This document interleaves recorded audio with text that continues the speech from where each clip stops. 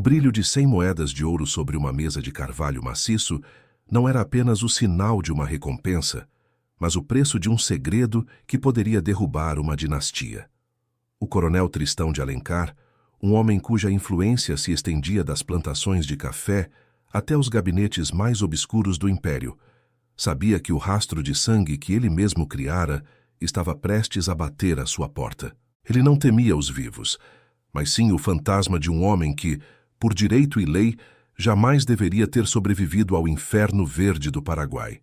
O documento que ele segurava com as mãos trêmulas trazia um nome riscado com uma tinta preta e espessa, uma tentativa desesperada de apagar da história a existência de Firmino. Mas a verdade, como uma ferida mal cicatrizada, insistia em pulsar sob a pele daquela província, revelando que a maior condecoração militar da região era, na verdade, a maior fraude já registrada.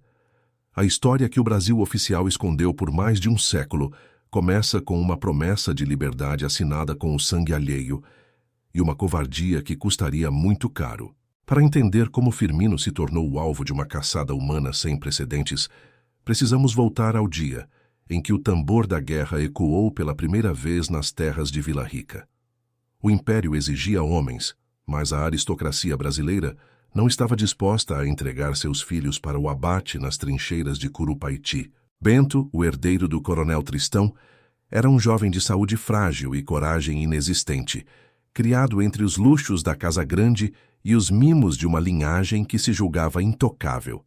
Quando a convocação chegou, o pavor de Bento foi tão visível que o coronel percebeu que seu sobrenome seria manchado pela deserção ou pela humilhação no campo de batalha. Foi então que o plano nefasto foi traçado no silêncio do escritório, longe dos ouvidos da criadagem e dos olhos da justiça. Firmino, um homem escravizado que possuía o mesmo porte físico de Bento e uma inteligência que o sistema tentava a todo custo esmagar, foi chamado à presença do senhor. A proposta era simples em sua superfície, mas diabólica em sua essência. Firmino assumiria a identidade de Bento, lutaria em seu nome e, em troca, receberia a alforria no dia em que pisasse de volta no solo brasileiro. O que Firmino não sabia era que, para o coronel, aquele era um bilhete de ida sem volta, pois mortos não reclamam liberdade e fantasmas não podem testemunhar contra seus mestres.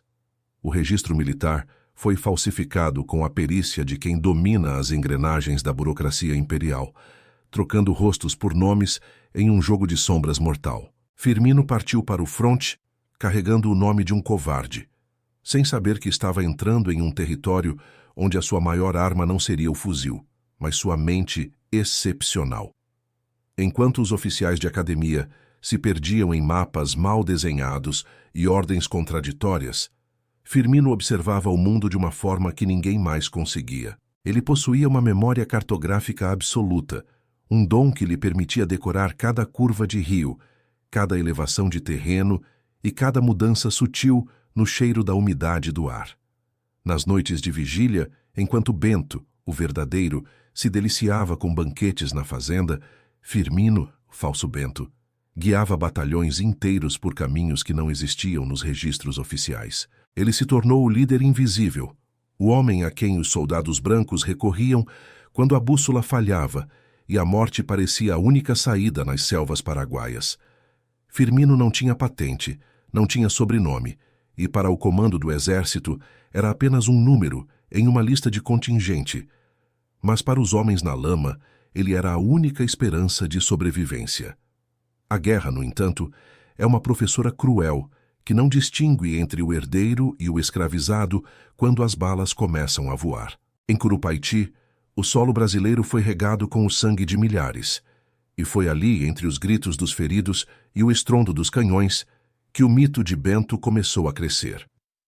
Mas o homem que realizava os feitos heróicos, que salvava oficiais de emboscadas e que mapeava as rotas de escape sob fogo cruzado, era o mesmo homem que o coronel Tristão queria enterrado em uma vala comum.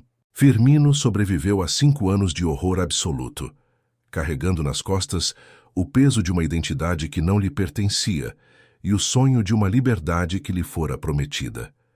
Quando o conflito finalmente cessou e os navios começaram a trazer de volta os sobreviventes, O pânico se instalou na fazenda dos Alencar. A notícia de que Bento havia se tornado um herói de guerra e estava retornando com condecorações espalhou-se como fogo em palha seca por toda a província. Para o coronel Tristão, a glória do filho era uma bênção, mas a existência do homem que conquistou essa glória era uma sentença de morte para sua reputação. Se Firmino falasse, se ele mostrasse o rosto, a fraude da substituição seria revelada e a família Alencar seria banida do convívio social e político do império. A solução do coronel foi tão rápida quanto impiedosa. Ele não esperaria o herói chegar para lhe dar a liberdade. Ele enviaria a morte para encontrá-lo no caminho. Inscreva-se no canal para acompanhar esta investigação que desenterra os segredos mais profundos do Brasil Império e a luta de um homem contra todo um sistema de opressão.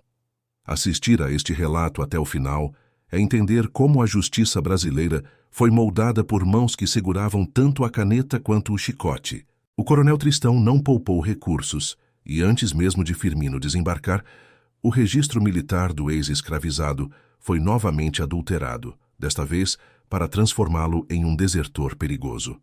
A ordem de execução foi emitida sob o carimbo de segredo de Estado, alegando que Firmino havia cometido crimes inomináveis durante a campanha do Paraguai. Para garantir que o serviço fosse feito sem erros, o coronel ofereceu as 100 moedas de ouro pela cabeça de Firmino, atraindo os piores elementos da região.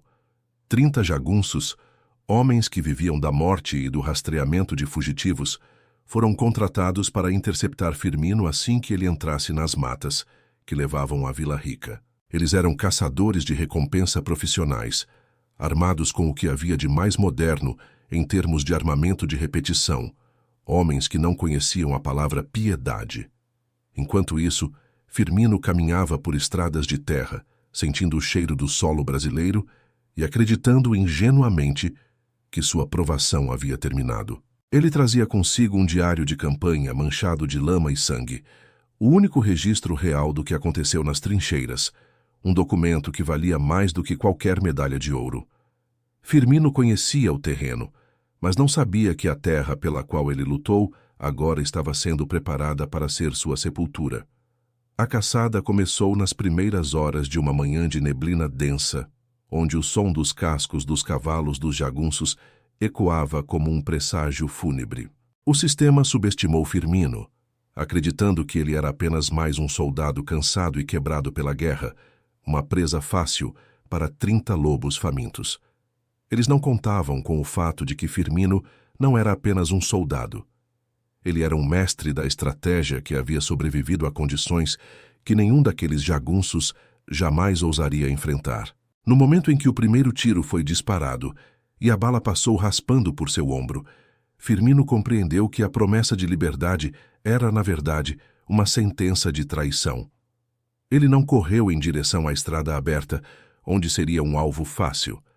Ele mergulhou na mata fechada, o ambiente onde ele era o senhor absoluto do espaço e do tempo. Os caçadores achavam que estavam entrando em uma perseguição rotineira, mas não perceberam que acabavam de atravessar o limite de uma zona de guerra pessoal. A arrogância do coronel e de seus capangas seria o primeiro degrau para a ruína que os aguardava no silêncio da serra. O primeiro jagunço que se afastou do grupo para investigar um ruído estranho nunca mais foi visto pelos seus companheiros, sumindo como se a própria terra o tivesse engolido. Não houve gritos, não houve pedidos de socorro. Apenas o som do vento passando pelas copas das árvores e o sentimento crescente de que algo estava terrivelmente errado. Firmino estava usando as táticas de guerrilha que viu os paraguaios usarem com eficiência mortal contra o exército imperial, transformando a natureza em sua aliada mais letal. Um a um, os perseguidores começaram a sentir o suor frio da incerteza, percebendo que a presa que eles caçavam era, na verdade, o predador mais perigoso que já haviam encontrado.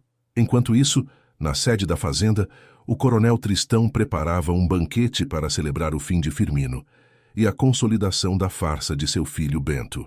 Ele acreditava que o dinheiro e o poder poderiam apagar qualquer rastro, mas ele esqueceu que alguns homens são forjados no fogo de tal forma que nenhuma água pode apagar sua vontade. O silêncio que vinha da mata era ensurdecedor para os jagunços que restavam, e a dúvida sobre quem seria o próximo começou a corroer a moral do grupo de mercenários.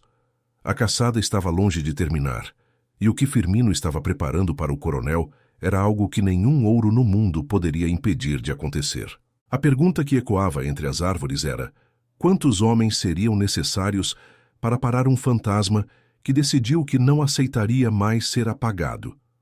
A verdadeira batalha por trás das 100 moedas de ouro estava apenas começando, e o desfecho deixaria uma marca eterna na história desta província. O que aconteceu em seguida desafia a lógica militar da época e coloca em xeque tudo o que pensamos saber sobre a resistência e a honra. Firmino não estava apenas lutando por sua vida. Ele estava lutando para que o nome de cada homem esquecido naquelas trincheiras fosse finalmente lembrado. Mas o coronel Tristão ainda tinha uma última carta na manga, uma traição tão profunda que faria o sangue de qualquer homem de bem ferver de indignação.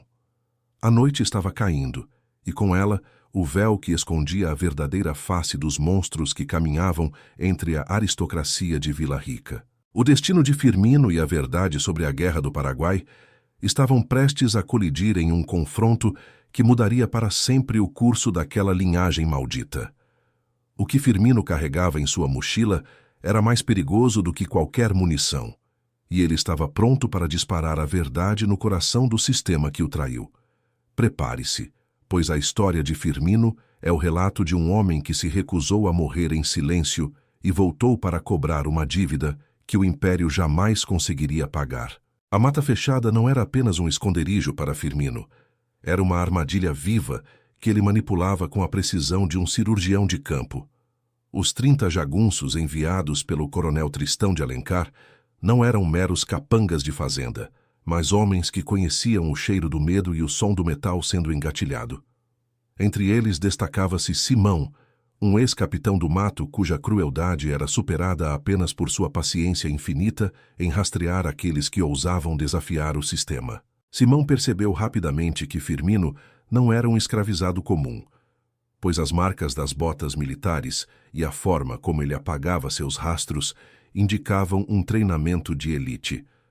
A recompensa de 100 moedas de ouro havia transformado a Serra Mineira em um tabuleiro de xadrez mortal, onde cada erro de cálculo resultava em uma cova rasa e esquecida. Firmino sentia o peso do fuzil Minié em suas mãos, uma arma que ele aprendera a odiar e a dominar nas planícies ensanguentadas do Paraguai. O ferimento em seu ombro, causado por um tiro de raspão logo no início da caçada, pulsava com uma febre que subia pelo pescoço como uma serpente de fogo. Se o sangue continuasse a pingar sobre as folhas secas, o rastro seria tão óbvio que até o mais inexperiente dos jagunços o encontraria em questão de minutos. Naquela escuridão opressora, a mente de Firmino inevitavelmente voltava para Bento, o herdeiro pálido que agora dormia em lençóis de linho enquanto recebia honras roubadas. Eu fui a sua sombra na lama de Curupaiti, agora serei o seu pesadelo na luz da verdade, sussurrava Firmino para si mesmo enquanto preparava uma armadilha com cipós. Ele se lembrava de cada soldado que viu tombar, homens que chamavam por suas mães em dialetos diferentes enquanto ele tentava desesperadamente manter suas entranhas dentro do corpo. A traição do coronel Tristão não era apenas um crime contra um homem, mas um insulto à memória de todos os esquecidos que lutaram por uma pátria que os desprezava. A sede começava a nublar sua visão, e o som distante dos cães de caça indicava que o tempo para a estratégia silenciosa estava chegando ao fim de forma abrupta. Firmino não temia a morte, pois já havia caminhado ao lado dela por 5 anos ininterruptos, mas temia que a verdade fosse enterrada com ele naquele sertão hostil.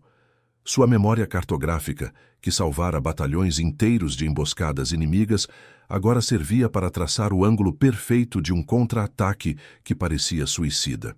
O relevo da serra falava com ele através do vento e da inclinação das árvores, revelando passagens que os jagunços, em sua arrogância, jamais seriam capazes de notar. Inscreva-se no canal para não perder o desfecho deste caso, onde o registro oficial tentou apagar um herói nacional com a tinta da covardia. Comente de qual parte do Brasil você está acompanhando esta investigação sobre as sombras do nosso passado escravocrata e as feridas que ainda não fecharam. A justiça que buscamos aqui não é apenas histórica, é o reconhecimento de que nomes riscados nos livros de matrícula ainda possuem uma voz poderosa.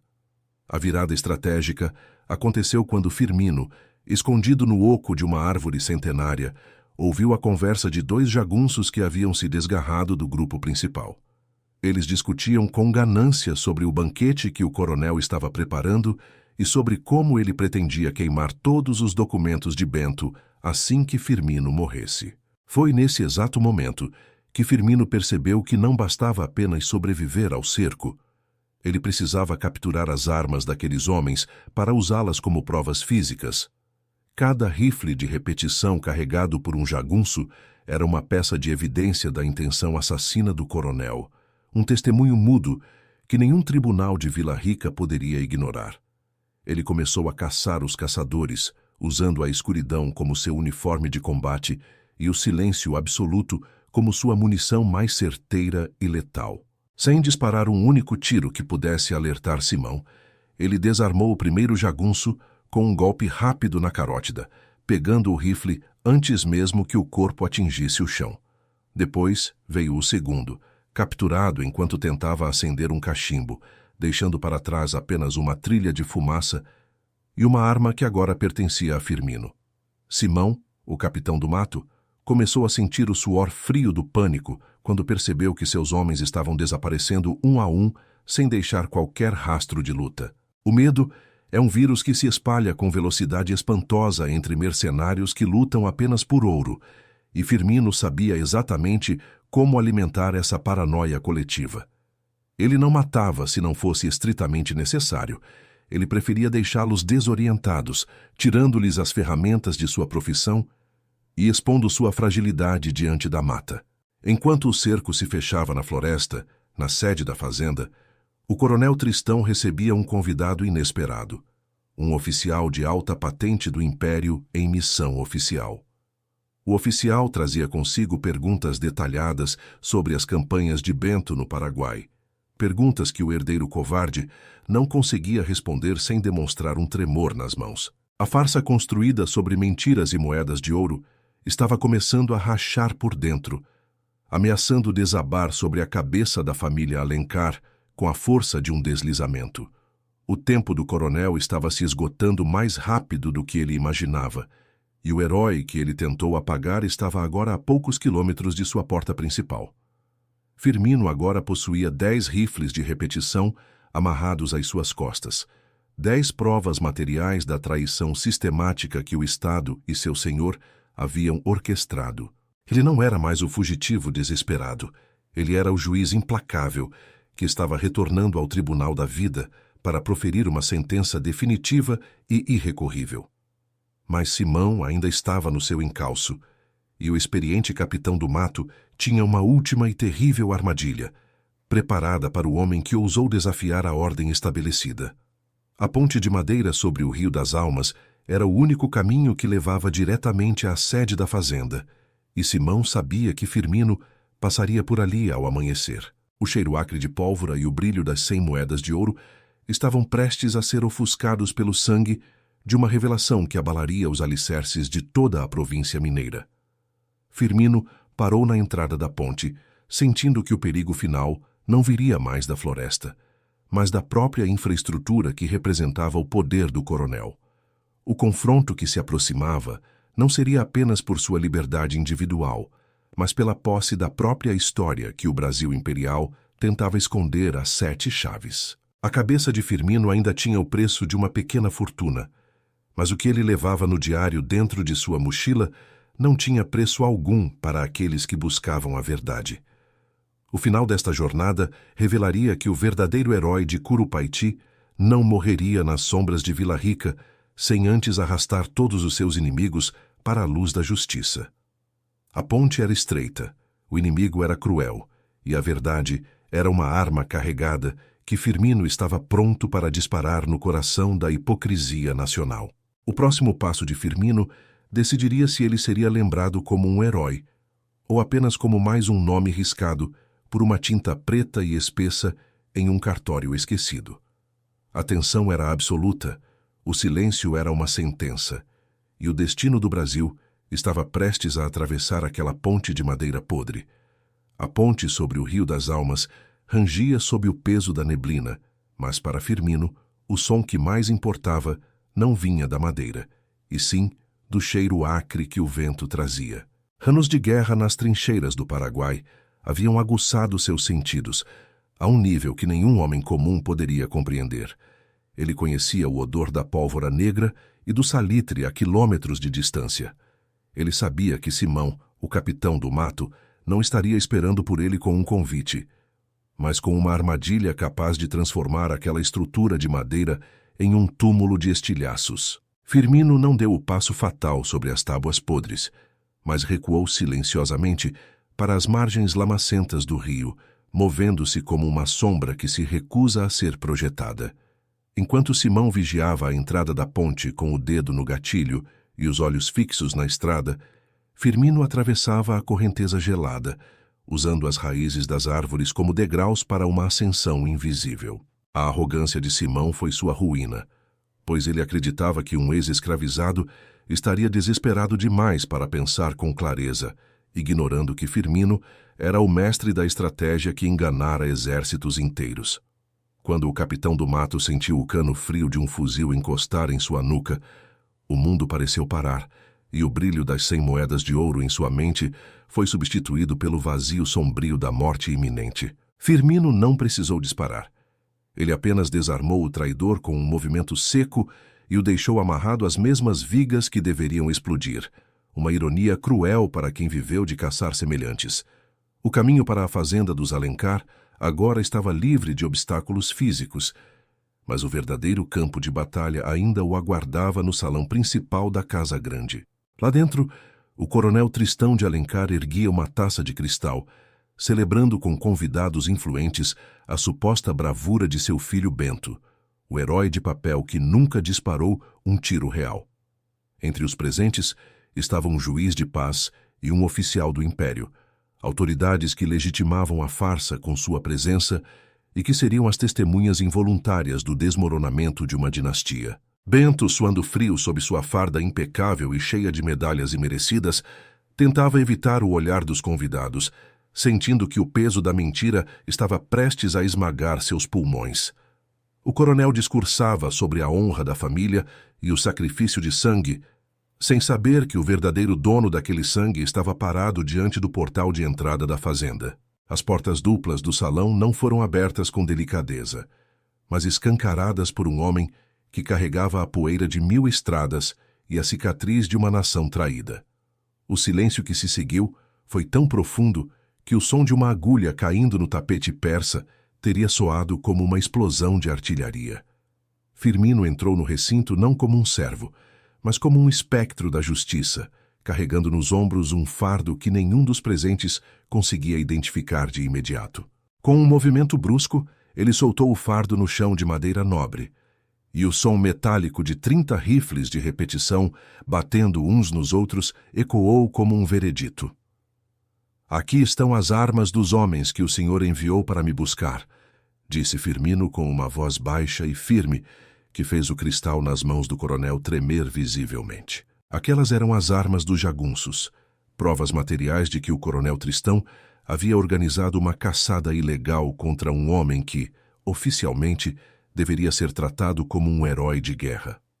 O juiz de paz levantou-se, a expressão de curiosidade transformando-se em choque ao reconhecer as marcas das armas e a seriedade da acusação implícita naquele gesto. O coronel tentou berrar por seus seguranças, mas Firmino apenas apontou para as janelas, onde as silhuetas de outros soldados, veteranos da guerra que Firmino salvara, começaram a aparecer. Eles não eram escravizados, eram homens livres, soldados brancos que haviam jurado lealdade ao homem que os guiara através do inferno de Curupaiti e que não permitiriam que ele fosse assassinado na calada da noite. A verdadeira arma de Firmino, no entanto, não era o fuzil, mas o diário de campanha manchado de lama que ele jogou sobre a mesa de jantar, bem na frente do oficial do Império. Aquele diário continha o registro diário das ordens, das coordenadas cartográficas e dos atos de bravura que Bento jamais poderia ter realizado, detalhados com uma precisão impossível de ser forjada. Junto ao diário estava a carta original de substituição, assinada pelo coronel, um documento que ele acreditava ter sido destruído, mas que Firmino guardara como seu seguro de vida. Inscreva-se no canal agora para garantir que histórias como a de Firmino, que o sistema tentou apagar por séculos, continuem sendo contadas com o rigor que a verdade exige. Deixe seu comentário abaixo, dizendo qual outro mistério da nossa história militar e social você gostaria que fosse investigado aqui, do Brasil, para o mundo. A justiça histórica é um processo lento, mas implacável, e cada inscrição neste canal é um passo a mais na luta contra o apagamento da memória nacional. O oficial do Império terminou a leitura e olhou para Bento, que agora chorava abertamente, a farda de herói parecendo vários números maior do que sua estatura moral. Este homem, disse o oficial apontando para Firmino, conhece detalhes táticos que apenas quem esteve no comando das explorações poderia saber. Onde o senhor estava, Bento? Na noite do cerco ao Estero Belaco. A fraude estava exposta diante da elite da província. O herói era um farsante, e o suposto desertor era o verdadeiro salvador dos batalhões imperiais. O juiz de paz, percebendo que sua própria reputação estaria em risco se não agisse, ordenou imediatamente que a alforria de Firmino fosse lavrada e assinada ali mesmo, sob o selo oficial da província. Mas Firmino não queria apenas um papel. Ele exigiu que o registro militar fosse corrigido, para que seu nome não fosse mais uma mancha preta, mas um registro de honra. O coronel Tristão viu seu império de influência desmoronar em uma única noite, perdendo o respeito dos pares e enfrentando a possibilidade real de um processo por fraude contra a coroa. Bento foi destituído de suas medalhas e enviado para uma vida de ostracismo, carregando para sempre a marca da covardia que seu pai tentou esconder com ouro. Firmino saiu daquela casa grande carregando sua carta de alforria e o respeito eterno dos homens que lutaram ao seu lado na lama do Paraguai. Ele não aceitou as 100 moedas de ouro que estavam na mesa. Para ele, o valor de sua existência e de sua história não poderia ser medido pelo metal de seus opressores. Firmino desapareceu na vastidão do Brasil. Um homem livre, que usou sua memória cartográfica para encontrar caminhos que o sistema nunca conseguiu mapear. Diz a lenda que ele ajudou a fundar quilombos organizados como fortalezas militares, onde nenhum capitão do mato jamais ousou entrar novamente. O escândalo militar foi abafado nos livros didáticos, mas os registros rasurados nos porões de Brasília ainda guardam a sombra daquele que o Estado não conseguiu apagar. A história de Firmino é um lembrete de que, por trás de cada grande monumento e de cada nome de rua aristocrático, pode haver uma verdade enterrada esperando por uma lanterna. A liberdade não foi um presente dado pelo coronel ou pelo império. Foi uma conquista arrancada com inteligência, coragem e a recusa absoluta em ser esquecido. Inscreva-se no canal para continuar desenterrando os segredos que as autoridades prefeririam que permanecessem no escuro. Eu falo daqui, do Brasil, onde as sombras do passado sempre têm uma história de justiça para contar a quem tem coragem de ouvir. A história de Firmino termina aqui, mas o mistério de quantos outros nomes ainda estão riscados nos livros da nossa nação permanece vivo e aguarda sua descoberta. Justiça tardia ainda é justiça, e a verdade, uma vez libertada, nunca mais volta para a senzala do silêncio.